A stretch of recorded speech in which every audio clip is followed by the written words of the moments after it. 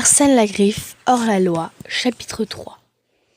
Au numéro 2 de la rue des Fleurs à Litterton-sur-Mer, la famille Cheddar était réunie autour du petit déjeuner. Du moins, les enfants.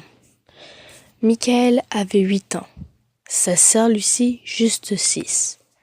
Madame Cheddar et son mari, récemment nommé inspecteur de police de la ville, couraient partout dans la cuisine. « Mais où est mon insigne ?» cria l'inspecteur Cheddar. « Je l'ai posé sur la table hier soir pour l'astiquer ce matin et voilà qu'il a disparu. »« Il ne peut pas avoir disparu, chérie, » le reprit doucement Madame Cheddar. Elle ouvrit les placards et regarda à l'intérieur. « As-tu vérifié dans le réfrigérateur ?»« Pourquoi l'aurais-je mis dans le frigo ?» hurla l'inspecteur. « C'est mon insigne de police, pas une bouteille de lait !»« Tu ne peux pas, pour une fois, te passer de ton insigne ?» demanda Madame Cheddar. Elle était déjà en retard pour son travail. « Non !» gémit l'inspecteur Cheddar. « Le commissaire de Big City nous rend visite aujourd'hui. Je dois lui faire une excellente impression si je veux obtenir un poste à Scotland Yard. » Le poste de Scotland Yard est la célèbre police criminelle de Londres. Était pour l'inspecteur Cheddar l'ambition de toute une vie. Si le commissaire me voit sans insigne, il m'enverra surveiller la circulation, s'écria l'inspecteur. Madame Cheddar fouillait dans le tiroir des casseroles. Madame Tucker saurait peut-être où il est, dit-elle, la nourrice des enfants. Madame Cheddar venait chaque matin pour les accompagner à l'école. Elle allait aussi les chercher en fin d'après-midi et les faisait goûter pendant que leurs parents travaillaient. Michael et Lucie échangèrent un sourire dès que leur mère prononçait son nom. Ils aimaient beaucoup Madame Tucker. Elle était amusante et surtout, elle était de leur côté, parce qu'ils appelaient la grande bataille des animaux. Une sorte de guerre avait commencé dans la famille depuis leur déménagement. Acceptant ce nouveau poste, l'inspecteur Cheddar avait promis que Michael et Lucie pourraient adopter un animal. Au début, Madame Cheddar était d'accord. Elle disait que cela les aiderait à s'habituer à leur nouvelle maison. Maintenant, Monsieur et Madame Cheddar prétendaient avoir trop de travail pour s'en occuper. Mais les enfants ne perdaient pas espoir pour les convaincre, en particulier grâce à Madame Tucker. Ils entendirent rugir et s'arrêter une moto. Une clé tourna dans la serrure de la porte et la nourrice entra dans la cuisine à grands pas. « Désolée, je suis en retard !» dit-elle en retirant son casque. Elle tapota ses cheveux gris et frisés et posa brutalement son panier sur la table. « Il a fallu que j'aide mon cher Madame Tucker à préparer ces filets. » Elle fit un clin d'œil aux enfants, ôta son blouson et ses bottes en cuir. Il en aura besoin s'il rencontre un de ces horribles. Vous savez quoi? Il sort en mer aujourd'hui. Elle tira de son panier un tablier et une paire de chaussons. Michael et Lucie gloussèrent. Monsieur Tucker était pêcheur. Il ne l'avait encore jamais rencontré, mais il l'adorait déjà. L'horrible vous savez quoi de Madame Tucker était un monstre marin. D'après elle, son mari en croisait souvent quand il pêchait la sardine. « Mais vous n'êtes pas en retard, Madame Tucker ?» dit gaiement Madame Cheddar. Elle sortit la tête de la machine à laver. « Nous avons perdu l'insigne de l'inspecteur Cheddar. Vous savez où il est peut-être ?»« Dans le frigo !» répondit Madame Tucker, comme si c'était tout à fait normal. « Il traînait sur la table hier soir. Je me suis dit que l'inspecteur le chercherait ce matin et qu'il valait mieux le mettre en lieu sûr. Je le savais, s'écria Madame Cheddar. Lucie et Michael pouffèrent de rire. Suis-je bête, ironisa l'inspecteur. C'est tout à fait sa place. Il ouvrit le réfrigérateur et saisit son insigne dans le bac à légumes. Madame Tucker l'ignora et dit en regardant ses enfants. « Si vous avez un chien, vous pouvez l'entraîner à retrouver vos affaires. » « Non, répondit seulement l'inspecteur. »« S'il te plaît, papa !» s'écria Lucie. « Papa, tu avais promis !» insista Michael. « Non, non et non !» trancha l'inspecteur. « J'ai trop de travail. Je n'ai pas le temps de m'occuper d'un chien et votre mère non plus. » De sous l'évier, il sortit le produit pour faire briller l'insigne. « Et un chat ?» dit Madame Tucker. « Cela ne vous donnera aucun mal. Les chats n'ont pas besoin qu'on les promène. »« Oui, j'adore les chats !» s'exclama Lucie. « Et moi, je les déteste !» grogna l'inspecteur en frottant son insigne. « Ils rusent, n'ont aucune loyauté, exactement comme les criminels. »« N'importe quoi !» dit Madame Tucker. « Mon cher Monsieur Tucker a déjà eu un chat plus intelligent et beau que beaucoup d'êtres humains. Il l'aidait à naviguer et plus d'une fois, il lui a sauvé la vie en pleine tempête. »« Ben voyons !» grogna l'inspecteur.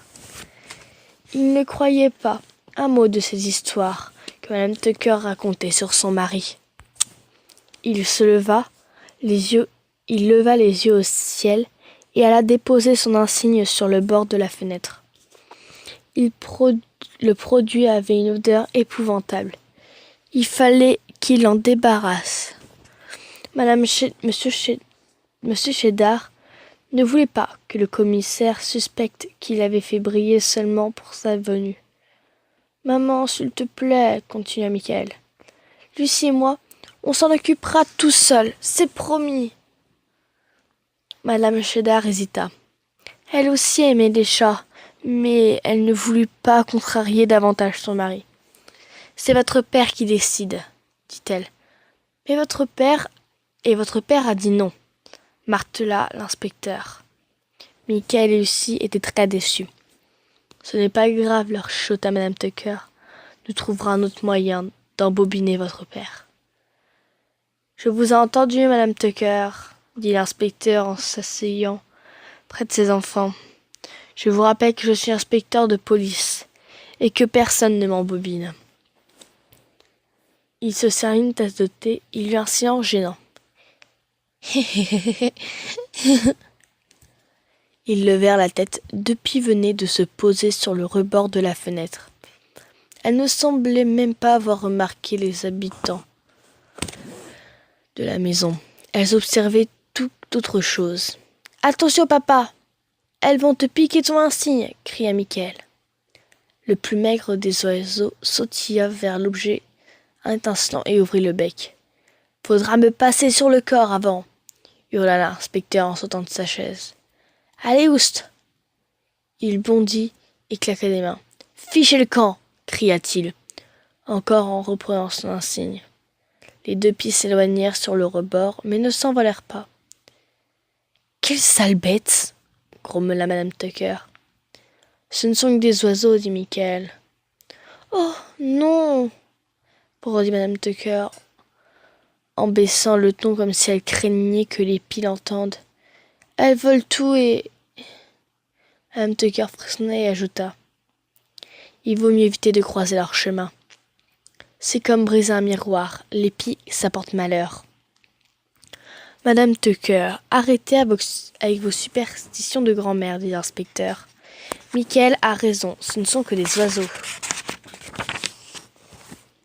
Il épingla alors son insigne de son épaule. « Ouille, aïe ! Que se passe-t-il encore ?» s'inquiéta Madame Cheddar. « Je me suis planté l'épingle dans le bras, grogna l'inspecteur. Ah, quelle matinée ! Qu'est-ce que je disais ? Les pies portent malheur, insista Madame Tucker d'un ton lugubre. Puis elle changea de conversation. Alors, Madame Cheddar, ça se passe bien au manoir ? Madame Cheddar aidait à organiser une demeure dans une demeure voisine. le manoir Toffly, le salon d'antiquité. L'événement devait même être filmé pour l'émission de télévision. Reviens vite riche, deviens vite riche. Plutôt bien, répondit madame Cheddar. Mais il ne reste plus que 10 jours, et nous avons encore tellement à faire.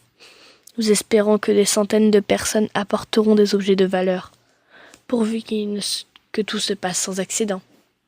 Discrètement, madame Cheddar espérait ainsi que Richard Rich, le présentateur, la remarque et lui propose de travailler avec lui.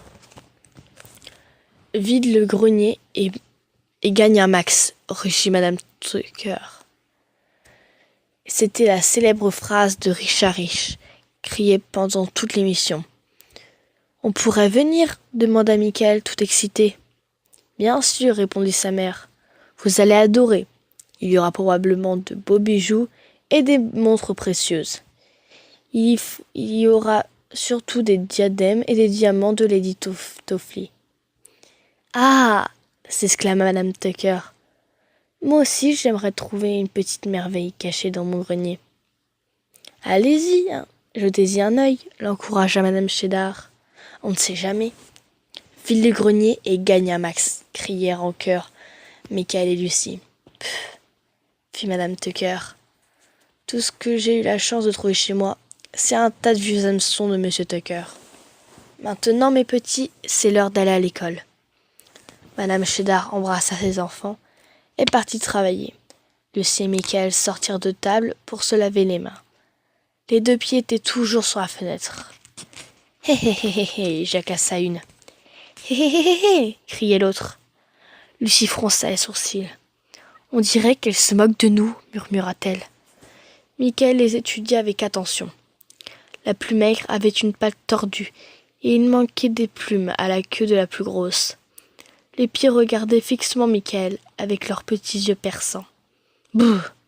frissonna-t-il. On jurait qu'elles écoutent notre conversation.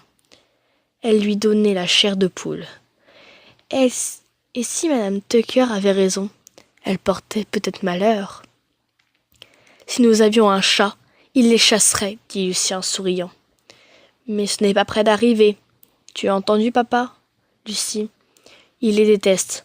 On aura vraiment de la chance si on a un jour un poisson rouge. Michael se pencha au-dessus de l'évier et referma la fenêtre. La suite au chapitre 4.